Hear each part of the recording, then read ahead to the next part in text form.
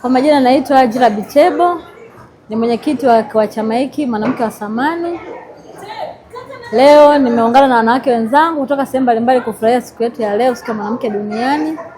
Chama chetu kinahusiana na kujipa raha wanawake, kujithamini na kujitambua.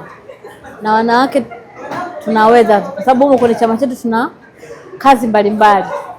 Mimi mwenyewe ni kuka, mpishi wa keki, na kuna wengine wanafuma, wengine watangazaji, kwa hiyo tuko watu mbalimbali. Wito wangu kina mama watoke nje, wajishughulishe, wajipende. Kwa mfano wangu mimi nina kazi kama 3.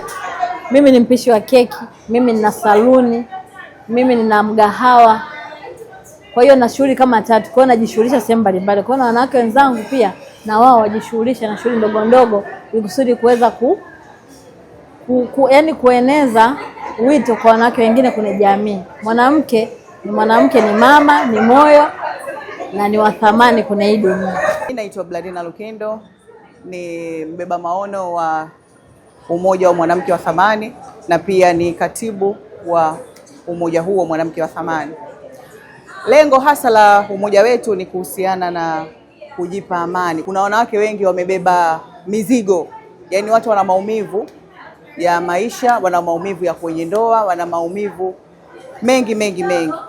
Kwa hiyo tukapendelea tuanzishe umoja huu ili tuweze kujipa amani, ili tuweze kujipa furaha. Na pia kwenye umoja wetu kuna watu tofauti, kuna watu ambao wanafanya kazi tofauti. Kuna mimi ambaye ni mtangazaji, kuna wengine ni makatibu, muhtasi, kuna wengine ni watendaji wa mitaa. Yani tupo wanawake tofauti, sio aina moja ya wanawake. Wito wangu kwa wanawake siku hii ya wanawake, jamani, wanawake tujipende, wanawake tujithamini. Unapojithamini ndio unapojipenda. Lakini ikiwa huwezi kujithamini, huwezi kujipenda.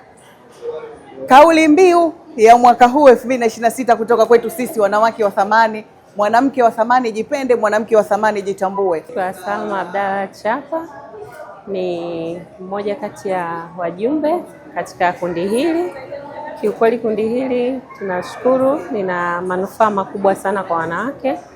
Kwanza kwenye masuala ya kiuchumi, kiafya na mambo mengine mengi. Kwa watu wengi tunawakaribisha katika grupu hili kwa sababu kikundi hiki kina manufaa makubwa sana.